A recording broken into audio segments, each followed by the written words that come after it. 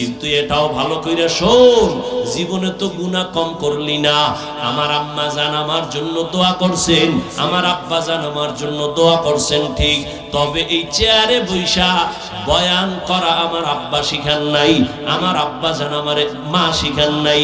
এই বয়ান করা শিখাইছেন হাতে ধইরা আমার ওস্তাদ, আমার শিক্ষক হাতে কলমে ধরে ধরে শিখাইছেন, বয়ান শিখাইছেন, পড়া শিখাইছেন, কোরআন পড়াইছেন, তরজমা পড়াইছেন, ব্যাখ্যা পড়াইছেন।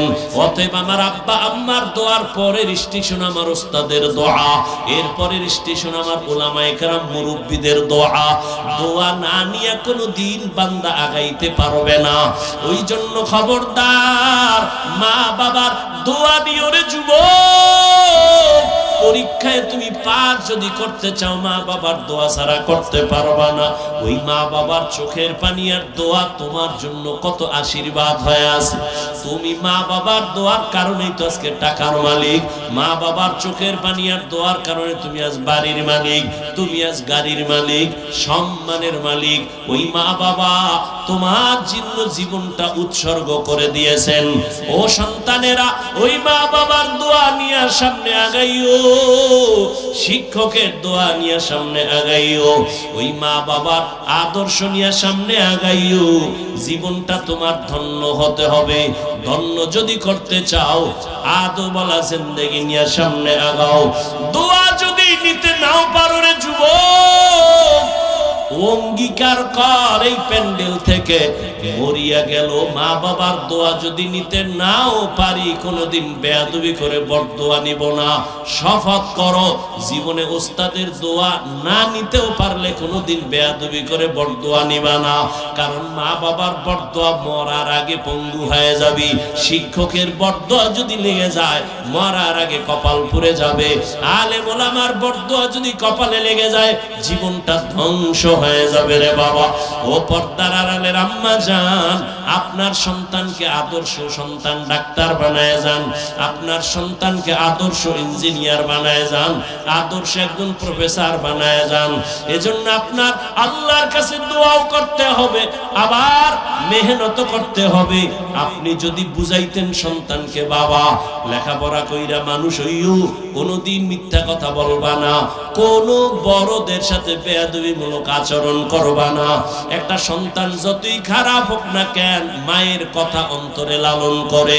এরে আম্মা জান, ওই ফেরাউন এত বড় দক্ষতা, ক্ষমতাওয়ালা, পাওয়ারওয়ালা, অথচ তার ঘরের স্ত্রীর টাকার অভাব নাই, রাজরানী হইয়া ঘরে আছে। কিন্তু আমার মাওলাকে এমন আপন করে নিছেন। একদিন ফেরাউন নজর করে দেখে আসিয়ার জবান থেকে আমার আল্লাহর একটা নাম বের হয়ে গেছে। ফেরাউন যে শুনছে, আসিয়া তা দেখে নাই। ফেরাউন শুই নাই, আসিয়া আমি তো এখানে দাঁড়ানো জানুনি, তুমি কার নাম বললা? আসিয়া চিন্তায় পড়ে গেল, এতদিন আমি গোপনে আমার মালিকের ডাকছি, এখন তো আমার প্রকাশ হয়ে গেল। যেহেতু প্রকাশ হইয়াই গেছে, এখন আর গোপন করে কোনো লাভ নাই। মরণ হলেও আমার লাভ, জিন্দা থাকলেও আমার লাভ। মুসলমান মরলেও লাভ, মুসলমান বাঁচলেও লাভ। আল্লাহর বান্দি, ও পর্দার আড়ালের আম্মা জান, এত বড় বেঈমান ফেরাউন, যার এত ক্ষমতা, এত পাওয়ার, তার ঘরের স্ত্রী, এত টাকা, এত বাহাদুরি, সব পায়ের নিচে ফালাইয়া আসিয়া আমার আল্লাহকে এমন আপন বানায় নিয়েছে। আসিয়া ডাক দিয়া বলতেছে, ফেরাউন আমি আমার রবের নাম জবানে উচ্চারণ করেছি। আরে ফেরাউন ডাক দিয়া কাসিয়া, মিশরের খোদা তো আমি, রব তো আমি, তুমি আবার কোন রবের নাম নিলা? আসিয়া ডাক দিয়া কয়, ফেরাউন তোমারে যিনি বানাইছেন তিনি আমার রব, তুমি তো আমার নিঃশ্বাস দাও নাই রে ফেরাউন, আমার এই কথা বলার শক্তি তুমি দাও নাই, যিনি দিয়েছেন তিনি আমার রব, আমার হায়াত তো তুমি দাও নাই, যিনি দিয়েছেন তিনি আমার রব, আমার এত সুন্দর চেহারা তো তুমি বানাও না, যিনি বানাইছেন তিনি আমার রব। ওই রবের চিনো রে যুবক, এত বিশাল সূর্যটা তোমার গোলাম বানাইছেন তোমার রব, এত বিশাল চাঁদ তোমার আমার গোলাম বানাইছেন তিনি আমার আপন মাবুদ। ওরে আমার মালিক রে চিনো, বাড়ি চিনছো, গাড়ি চিনছো, মা বাবা চিনছো, একবারও চিন্তা করছো নিয়ে এগুলোর মধ্য থেকে যে আমার এত সুন্দর চেহারা কে দিলেন তার এত চিনলাম না। আব্বা জান আমারে টাকা দেয়, লেখাপড়ার খরচ দেয়, আমি আব্বারে চিনা পাগল হয়ে গেছি, আব্বু আব্বু বলে ডাকি।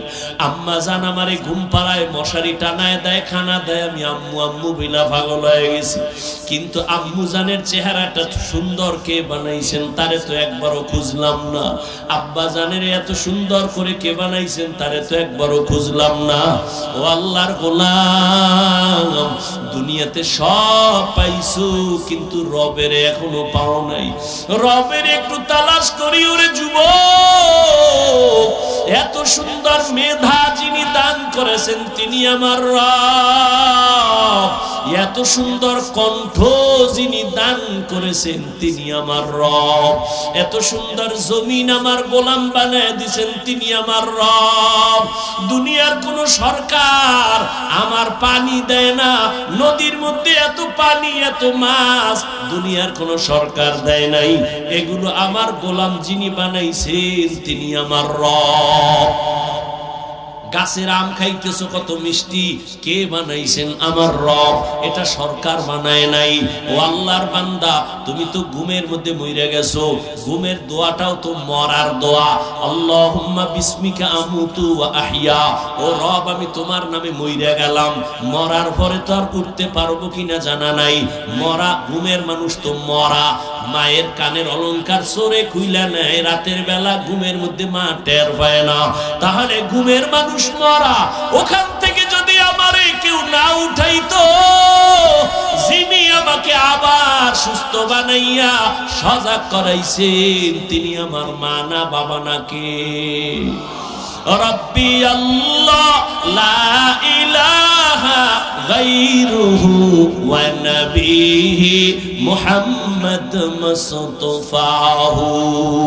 রবের নিয়ে গবেষণা করো, আমার রবকে আমি রবের এখনো চিনলাম না কেন? মা চিনলাম, বাবা চিনলাম, যাদের চিনছি কেউ কিন্তু আমার আসল বন্ধু না। আমি যদি মরিয়া যাই আমার মা বাবায় তাড়াতাড়ি আমার থেকে আলাদা হবে।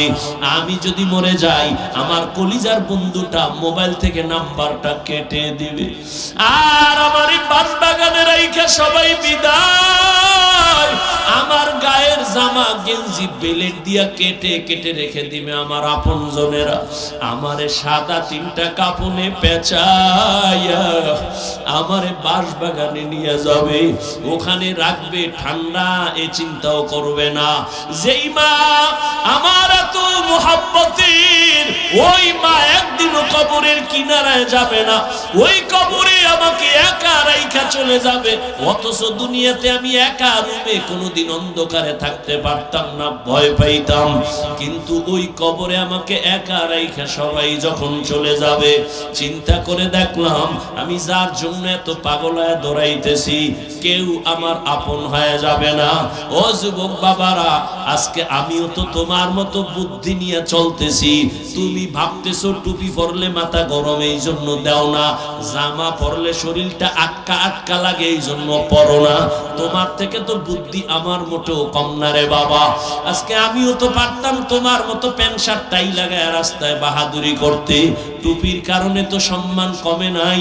টুপি সারি না, দাড়ি সারি না, নামাজ সারি না, এর একমাত্র কারণ আল্লাহর কোরআন পড়ে দেখলাম ওই কোরআনে কোনো মিথ্যা কথা নাই।